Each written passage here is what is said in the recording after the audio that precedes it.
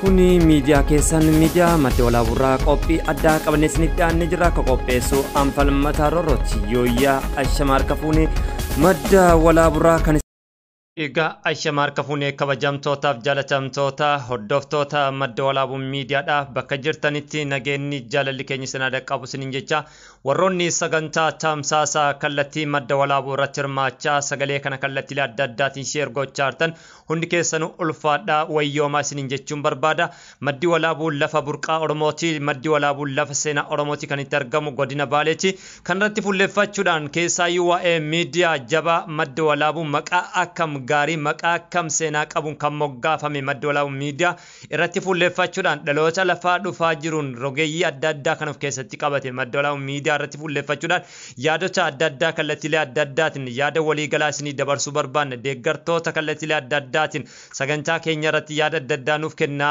jabaadhaan nuun jechaa jirtan amma sirra deebinee galatoomaa isiniin jechuun barbaanna sagantaan keenya akkuma beekamu kallattiilee adda addaatiin isin biraan dhaqqabsiisaa turre keessaayyuu gara YouTube chaanaalii gara peejii madda walaabuu broadcasting Oromo United akkasuma gara Telegrammaa fi gara TikTokii madda walaabuutiin sagantaalee adda addaa isin biraan gahaa turre maddi walaabuu sagantaalee sanniin keessatti dhimma waloo keenya dhimma saba keenya dhimma tokkummaa keenya akkasuma mootu dargaggoota taalentii adda addaa qaban keessaayyuu gara artiistotaa fi isaan hojiilee adda addaa irratti hojiilee kalaqa adda addaa irratti bobba'anii jiran kallattii adda addaatiin gurraan isin gahaa turre akkasuma mootu sagalee uummata keenya gargaarsa adda addaa keessatti kallattiilee adda addaatiin hirmaachuudhaan seenaa jabaa qaba mee walumaa galatti waa'ee madda walaabuu irratti fuulleeffachuudhaan yaada kallattiidhaan isinii dabarsina yaadonni keenya immoo kallattiilee adda addaatiin afaanota lamaan kan darbudha afaan Ingiliffaa fi afaan Oromootiin kan darbu jechaadha warroonni nu dhaggeeffachaa jirtan walumaa galatti galatooma madda walaabuurraa sagantaa tamsaasa kallattii kan isin biraan gahaa jiru anfalmataa roorrooti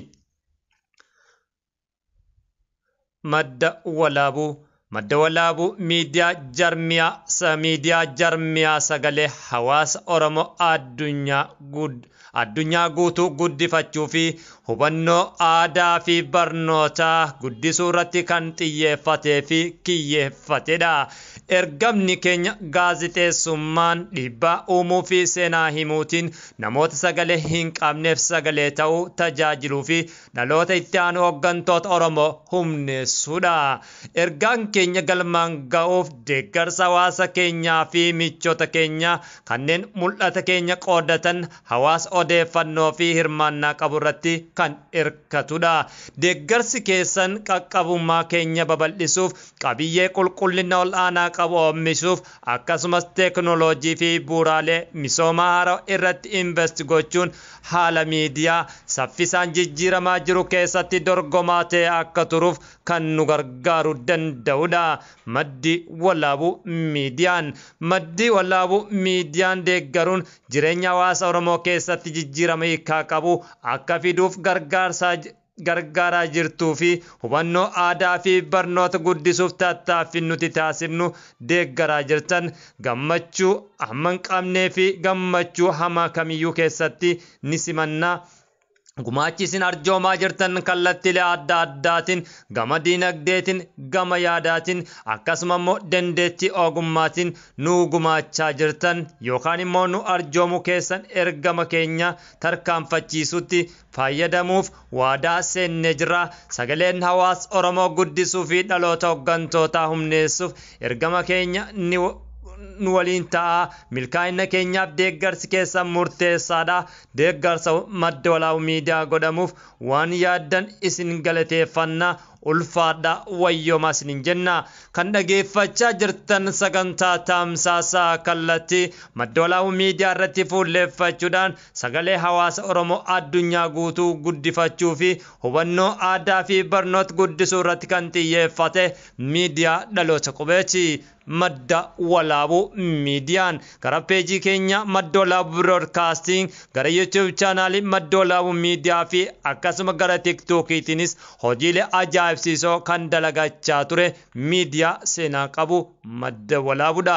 Amma mootu sagantaan keenya kallattii itti fufee jira. Hara galfannaan boodachi kallattiidhaan kan isin biraan ga'u obboleessi keenya waan qopheeffate qaba. Afaan Ingiliffaatiin kallattiidhaan isattiin isin deebisa. Turtii gaarii isiniin jenna.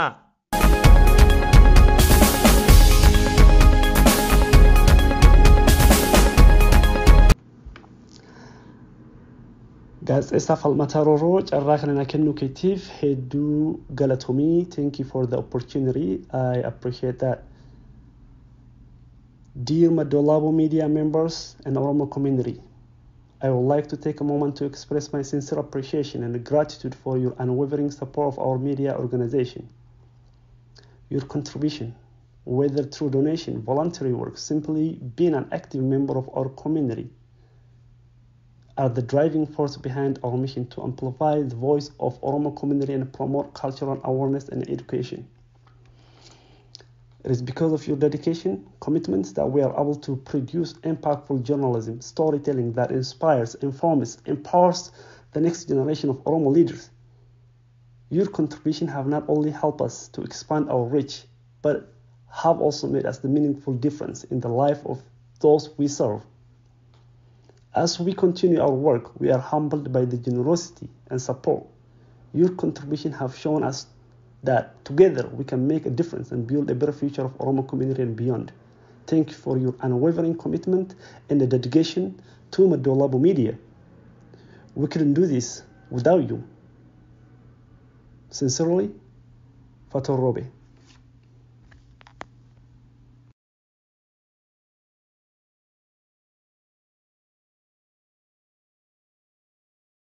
السلام عليكم ورحمة الله وبركاته.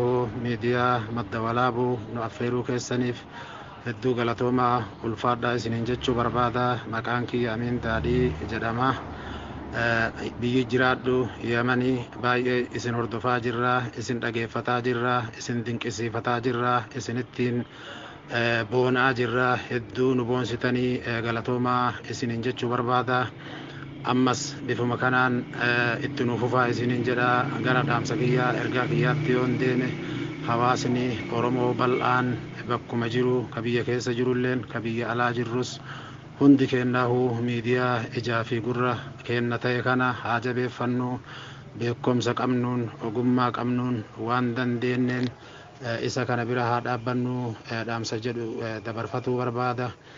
Egaa miidiyaa jechuun maal akka tahe saba tokkoof maaliif akka barbaachisu gadadoo fi bal'inna saba tokkoo aadaa fi duudhaa saba tokkootiif miidiyaan akka barbaachisu Oromoon gaafa kaleessa miidiyaa hin qabne akkam keessa akka ture har'a gaafa ammootinuu haa xiqqaatanillee miidiyaa adda addaa argate maal hagam takka akka tarkaanfate ammas hagam takka akka nu hafu miidiyaan akka nu barbaachisu hundi kennaahu ni beeyna je'eetii yaada. Kanaafuu miidiyaa ijaa fi gurra kenna ta'e kana haa jabeeffannu isiniin jedha. Egaa miidiyaan tokko akkuma beekamu waa hedduu isa barbaachisaa. Hojjettoota beeytota garaagaraa irratti affeeruun bilbilaan bakka garaagaraa qunnamuun meeshaalee ulaagaalee miidiyaatiif waa hedduu isa barbaachisaa. Kan hundinuu mallaqa waan ta'eef sooftiweerii waan garaagaraa waan ittiin socho'u warra ogummaa sagalee dabarsuu miidiyaa kanarratti qaban waa hundaahu diinagdeen waan qaxaruuf waa hedduu waan barbaachisuuf kanaafuu waan dandeenye hundaan bira haa dhaabbannu isiniin jechuu barbaada. Galatoomaa ulfaadhaa horaa bulaa nagaan jiraadhaa. Assalaamu alaykum warahmatullahi wabarakatuh. Gammachiisa baga gammanne baga gammaddan ilmaan arsee horteen sikkoo mandoo hedduudha oomishtananyuu fi tukandoo hafteen leenjisoo digaa kan haja adamsaadoo fiixaan roobaa buttaa kana odaa garaadoo warri tooftaaf tarsimoon diina godhu baadhaa horteen waaqoo guutu shanyinu seen bune warri qabsoo kanaaf addaa meeqa'uune fiixaan haja adam jiloo kanneen haaji Huseen Suraa doozara qabsoodhaa sammuun qaxxaamura fiixaan haaji saagdaarii tarree godhu akkasii jaaru nagarre fiixaan hasan duure warra qabsoo sawadii galafeen buure maal kana qofare fiixaan haji Umar Qeebaloo kana haji Abdullaahi Gadamo hayyuu magameessa malee arsee keessatti doofaaf lugnen argamu. Oduun gammachiisaan kun maal jechuun keessan hafa hin qabu. Oduun gammachiisaanis sheenaa fi seenaa. Sheenaanis maali seenaa maaliin gaafii yoo ta'u waggoota lamaan darban duratti shira siyaasaa gaggeeffameen gaaddisa biyyaa fi hayyuu ilma sikkoo mandoo roobee walashiyoo arbi keessa bahee sumaaf na jibbanii way bineensa. Haaluma kanaan Oromiyaa irraa ergaalee gurguddaa keessaa iyyuu bu'uureffama madda walaabuu miidiyaatiif tumsa godhamaa jiruuf hawaasni Oromoo kallattiilee adda addaatiin ergaalee isaanii dabarsanii jiran. Akkuma beekamu madda walaabuun dhimma waloo keenyaati, dhimma seenaa keenyaati jechuudhaan namoonni adda addaa yaadota adda addaa yeroo dabarsan mul'ata. Maddi walaabuu miidiyaan sagalee ilmaan Oromoodhaa keessaa iyyuu quubsuma hawaasa Oromoo kutaalee adda addaa jiran walitti fiduudhaan tokkummaa Oromoo irratti hojjechuudhaan seenaalee gaggaarii lafa kaawwachuuf hidhatee ka'ee jira. Tumsi ilmaan Oromoo idil addunyaa murteessaadhaan bira dhaabbadhaa jechaa yaada kenna dabarfanna. Hawaasni Oromoo biyya keessaa immoo maal jedhan kan jedhuuf kallattiidhaan ergaa biyya keessaa Oromiyaa irraa gara madda walaabuu miidiyaa nu darbeen akkas jechuun yaada kan nu dabarsan. Hawaasa keenya Oromiyaa irraa Oromiyaa keessaa magaalaa Shaashamannee irraa ergaa nuuf dabarsaniin kallattiidhaan isaanittiin isin deebisa. Kan dhaggeeffachaa jirtan sagantaa tamsaasaa kallattii gara madda walaabuu miidiyaatiin kan isin biraan. Assalamu alaikum warahmatullahi wabarakatuhu. Miidiyaan madda walaabuu hedduu galatoomaa yaada kennaa nu gaafattanii nurraa fuudhuu fi hedduu dalaguu barbaachisaa. Miidiyaan gurra ummataati, soora gurraati. Miidiyaa jechuun waan laafaa miti. Miidiyaan kuni akka waa hedduu jijjiiruu, tarsiimoo hedduun akka dhufu abdii qabna inshaallahu. Keessattuu ijoollee keenya biyya keessa Arsii Sikkoo Mandoo irraa namoonni meeqaa biyya alaatitti baqatanii karaa Liibiyaatiin, karaa Sumaaleetiin, karaa Jabuutiitiin baqatanii Yamanii keessa darbanii rakkoo keessa darbanii biyya Su'uudii biyya adda addaa dhaqanii rakkinnatu isaanirra ga'ee hin beeytanii rakkinna guddatu isaanirra ga'ee. Kanaafuu jijjiirama barbaachisaa keessattuu waa'ee barnoota keessatti waan nama gaddisiisu jechuudha. Keessattuu biyya Baalee keessatti namoota gabaabatu darbe jechuudha. Waggaa kana keessatti nama gabaaba nama qaanfachiisallee kana himuuni. Kanaafuu akka sammuu nama kennaa akka beekumsa kennitanii fi abdii qaba jechuudha. Ummata kennaa akka jijjiirtan ijoollee kennaa akka dalagaa dhiisanii akka barnoota dhiisanii biyya namaatitti baqatan kana akka sammuu isaanii nu jijjiirtan. Miidiyaan kun waan akkasii irratti akka hojjetu abdii guddaa qaba isiniin jedha. Hedduu galatooma isinitti dheeresse. Sagantaan kun sagantaa bareedaa itti nuuf fufaa ammallee. Miidiyaan kun nu haa jabaatu isiniin jedha. Warri miidiyaa kana hooggantan hedduu galata guddaa qabdanii rabbii fi nama biratti illee isiniin jedha. Assalaamu alaikum warahmatullaahi wabarakaatuh.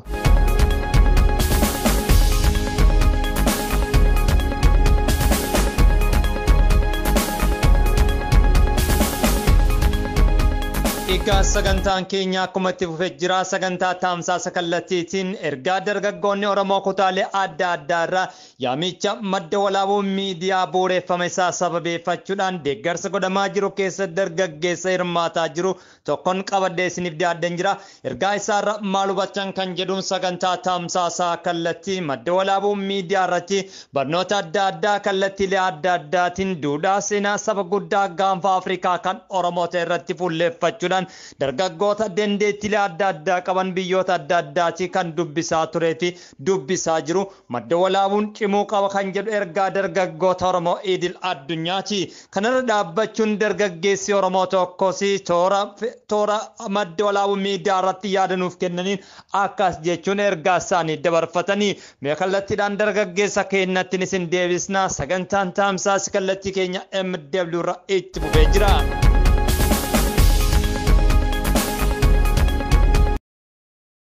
السلام عليكم ورحمة الله وبركاته. جرتو يا ركفوني أكم جرتن نقافي جرتو وري ميديا مد ولابو أسرتن أفيرو كيسنف الدو غلطوما الفادان سنين جدا أمين دادي جدما يمن الراهي باي اسن أردفا جرا الدو وان بريد حجتا جرتني سبكاناف إجاقورة تاتني سينابونسا حجتا جرتني ammas bifuma kanaan jajjabaatee itti nu haa fufuun jedha. Nuti ammoo akka dhageeffattoota miidiyaa kanaatti ummanni Oromoo bal'aan bakkuma jiru wal gurmeessee kaka'umsa godhatee miidiyaa kana ijaa fi gurra ta'e kana ka seenaa ummataa dabarsaa jiru ka rakkinna fi gadadoo ummanni keenya biyyaa fi biyya alalletti keessummeessaa jiru kana nu dabarsaa jiru kana bira dhaabbatuu qabna, jajjabeessuu qabna. Akkuma ilma guddisanitti waan isarraa eeggamu hundaa'u waan isarraa barbaachisu hundaanuu bira dhaabbannee miidiyaa keenya guddifatuu qabna, jajjabeessuu qabna.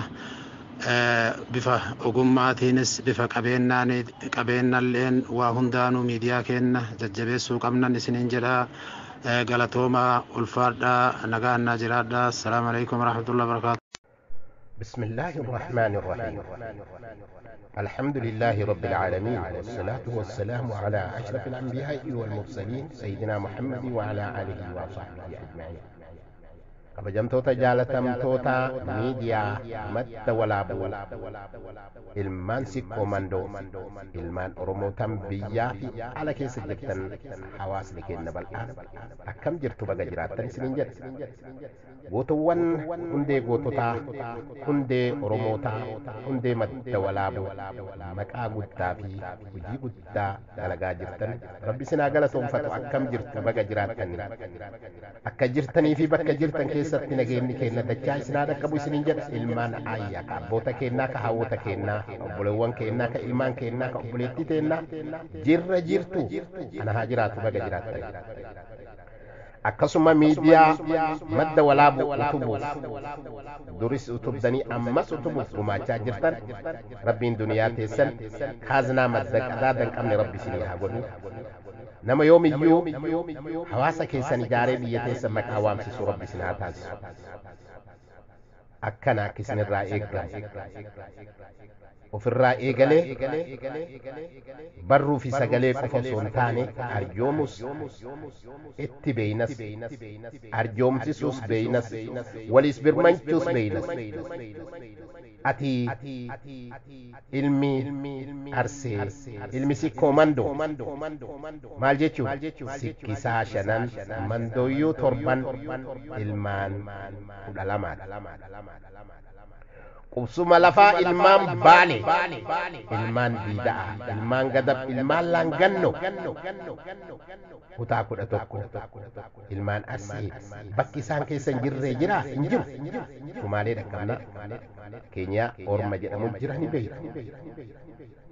Biyya mara keessa jirra rabbiin nu bal'isee har'a ammoo ilmaan teenya yookiin obboleeyyan teenya hayyootaan utubanii barumsa maal baradhe waan jedhamu tilmaama keessa galchanii maal baradhe eenyuuf baradhe waan jedhu garsiisaa jiran jechuudha. Kanaaf ilmaan ayyaa obboleewwan teenya warri maqaa nuu dhayanii warri asirratti kennaa jala qabdan sabni keessan isin haa jaalatu. Biyya teessan dhokata keessaa baatanii rabbi isin haa mul'isu. Duniyaan mul'adhaa, iimaanaan mul'adhaa, turtii haftee umrii keessanii keessa rabbi barakaa isin haa kaa'u. Ilmaanis guddadhaa, ilmiinis guddadhaa, maqaa magayaa. Ati ka fuutee haadha manaa qabdu arrii diimtuu waliin filadhu. Ati tan heerumin ilma quduraa, ati kan fuudhin shamara gaarii. ilmaan teessan isin haa caaltu akka Sayyid Haji Alii Walee jedhe. Sayyid Abdallah Sayyid Haji Alii Walee abba ani baraa isin caalaa jedheen Sayyid Abdallaan Sayyid Haji Alii Walee gurbaati ilma kiyyaa akkamin na caalta jennaan gaafa dura dursoo ayyootii yafuute yaa rabbi ilma quduraa kana caalu naa kennin jennee rabbii tee kadhanne eeyyaa kadhanne maarree nan arganne argattan maarree Abdallaa naan jenne gabricha rabbii maqaanaa moggaafne eesii moggaas maarree karaamaanillee diiniinillee ani ilma keessanii isinirraa bahee isin tulluu gaaraati ani muka tulluu gaara gubbaan bahee anatu isin caalaa jedha. Kanaaf akka abboonni teennarraa baane ilmaan teenna waan kana dalaguun isaanii ani akka nama tokkootti gammadee galata rabbii kennaa galata ilmaan teennaa obboleewwan teennaa isiniin jedha. kanaaf warri waa beeku warri waa baratu wanti kun jabaan jedha kanaaf namni afur namnummaan kun addunyaa kanarratti afur ka waa barate akka barate ofitti beeku ka sabni illee isatti beeku ka inni illee ofitti beeku lama barataadha akka barate ofitti beeka sabni illee isatti beeka inni illee ofitti beeka garuu mugaa wallaala akka wallaalaa ta'e ofitti beeka sabni isatti beeka afraffa wallaaluma isaa namni isatti beeka inni garuu ofitti hin beeku kamtu irra hamaadha sinuu beeytu jechuudha hiikoo waan kanaa namichi baratee waan baratee eenyuuf baratee beeku ka sabni illee isa beeku inni illee ofitti beeku guldeemaa jedha booran jala harkifama nama waa beeku maali jennaan akkatti nama miidhu beeka akkatti nama ceesisu beeka hadiisa rasuulaatiin illee faayidaa qatalta ahsana alqatl yoo ajjeeftellee ajjeechaa tolchi haaduu bareedduu dafii dhahii jedha lubbuu ittiin dheeressine kawaa baratin haa ajjeesu jechuun si nyaachisee si obaasee hara si galfachiisee si qorata yoo dubbiin kee ka si ajjeessaa taate yoo dubbiin kee ka jaarsummaan dhumatu taate yoo ka dubbiin kee gumaan dhumatu taate laalu malee oromoon hubatu malee sin ajjeesuudha kanaafi nama barate guldeemaa jedha isa lamuu ka barate beekumsa ofitti beeku namni illee isatti beeku garuu mugaa diqqoma dammaysu beeku akkuma ijoolleen teenna miidiyaa madda walaabuu bartee hawaasa keenya itti waamte nu dammaysaa jirtu kan duruu madaa qabna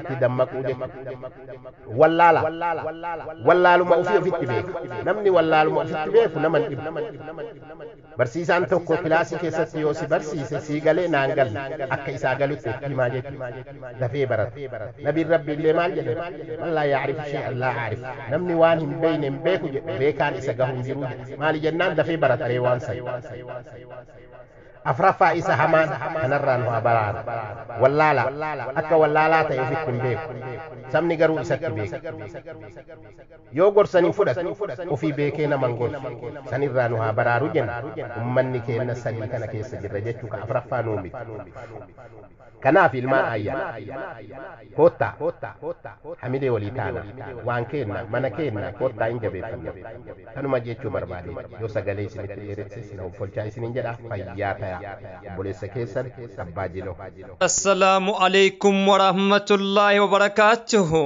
mareegaa kabajamtootaaf jaalatamtoota hordoftoota madda walaabuu miidiyaadha oduu ajaa'ibsiisoof gammachiisoo ta'anii yaaddaynaa jechuudhaan ennaa simbiraan geennu gammachuu guddaa wajjin hojjannaan akka baay'u awutoomotiif injinaringii meeshaalee barbaachisan kanneen konkolaataa fi motorsaayikilaa kan baayiskilaa akkasuma meeshaalee ijaarsaa adda addaa ittiin hiikanii ittiin deebisuudhaaf kan fayyadaman meeshaalee kwaalitii qaban isin biraan geenye jirra marga hojjannaan akka baay'u hojjechiisnaan akka bayaan jechuudhaan meeshaalee kwaalitii biraandii jarman kanneen ta'an istoora isaa kan jarmanii fi chaayinaa yuunaayitid arab emireet irraa fichisiisuudhaan kan isin biraan dhufaa jiru kanneen gatiin madaalawaa ta'e baay'inaanis hangaanis yeroo gabaabaa biratti isin biraan geenne qacaleewwan keessan ilmaan baale bayaan sultaan isinirraa hanga eeggamu heloo jechuu qofaan kallattiidhaan nu qunnamaa yoo isiniin jennu ergaa guddaadha teessoon keenya kan irraa argannu jarman chaayinaa yuunaayitid arab irraa meeshaalee ajaa'ibsiisoo baay'inaan hangaanis yoo ta'e gabaabina biratti isin biraan ga'uudhaan jenna qacalee keessan ilma biyyaa bayaan baale sultaan iyyingaa isinirraa kan eeggamu heloo jechuu qofaani General Manager Bayan Sultan, Silsilan Manager Abdurrahman, Online Shop and Advertising Ibnu, Umar Banchi, Marre Hello Jechudan Dandesu, Hello Jechudan Nukunamu Dandes, Walin Hojane Ha Guddanu Kayo Dabbeti Chachi, Liban Impex, Ronix Premium Quality, Marrega Erga Gammachu Kanena Simbrangenu, Gammachu Kofana Sointani Yadena Dipatinan Erga Kenyada, Meshale Quality Kaban Kanin German, China, United Arab Emirates Rakan Kaban, Kanisimbrang Gajiru Garmadola Media Chini, Marrega Dergagona Kananu Fajabatan in Erga Kenya, Kalachidam Bagamadan and Nasin Gammachu Guddadani.